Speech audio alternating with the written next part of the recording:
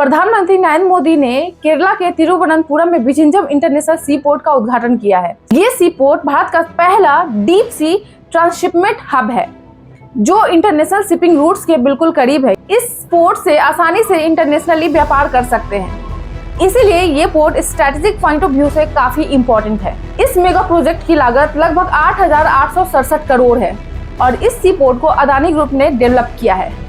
और इसके इनॉग्रेशन के टाइम में गौतम अदानी और केरला के सीएम पिनाराई विजयन भी मौजूद थे। आइए आपको हम बताते हैं ट्रांसशिपमेंट हब क्या होता है और ये भारत का पहला हब क्यों है। अगर हम आपको सिंपल शब्दों में बताएं तो ये पोर्ट ऐसा पोर्ट होता है जहां बड़े कार्गो शिप अपना माल उतारते हैं और वहां से उस माल को अपने डेस्टिनेशन तक पहुंचाया जाता है। एक हम सिंपल एग्जांपल से समझते हैं। मान लीजिए कि कोई माल चीन से आ रहा है और उस माल को डिफरेंट कंट्री में पहुंचाना है, जैसे कि श्रीलंका में, भूटान में या फिर यूरोप में कहीं भी पहुंचाना है, और उस माल को बड़े कार्गो शिप लेकर के आ रहे हैं। तो वो शिप क्या करेगा कि भारत में आकर के उस इंटरनेशनल सी पोर्ट पे उतारेगा और वहां से छोटे छोटे जहाजों में जो है सो डेस्टिनेशन तक पहुंचाएगा। अगर श्रीलंका को कोई माल है तो श्रीलंका में पहुंचाएगा, यूरोप का कोई माल है तो यूरोप में पहुंचाएगा वो छोटा सा जहाज। अब तक भारत को ट्रांसशिपमेंट के लिए सिंगापुर, दुबई और श्रीलंका पर डिपेंड करना पड़ता था, जो कि अब नहीं करना पड़ेगा क्योंकि भारत का भी अपना ट्रांसशिपमेंट हब बन गया है।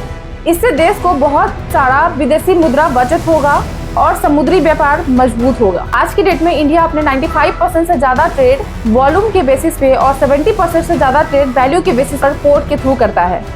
विजिंजम जैसे इंटरनेशनल सी पोर्ट से हमारा ग्लोबल मैरीटाइम पोजीशन और भी स्ट्रांग होने वाला है। तो ये सी पोर्ट हमारे देश के लिए बहुत ही इंपॉर्टेंट होने वाला है। आई होप आपको ये वीडियो इन्फॉर्मेटिव लगा होगा। अगर आपको इन्फॉर्मेटिव लगा तो मेरे चैनल को सब्सक्राइब करें।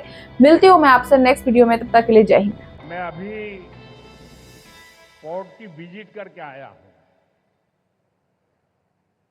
और गुजरात के लोगों को जब पता चलेगा कि इतना बढ़िया पोर्ट ये अदानी ने यहां केरल में बनाया है।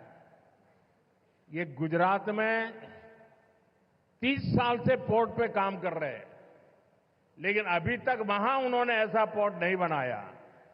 तब उनको गुजरात के लोगों से गुस्सा सहन करने के लिए तैयार रहना पड़ेगा। അദാനി വളരെ വേഗത്തിൽ നമ്മുടെ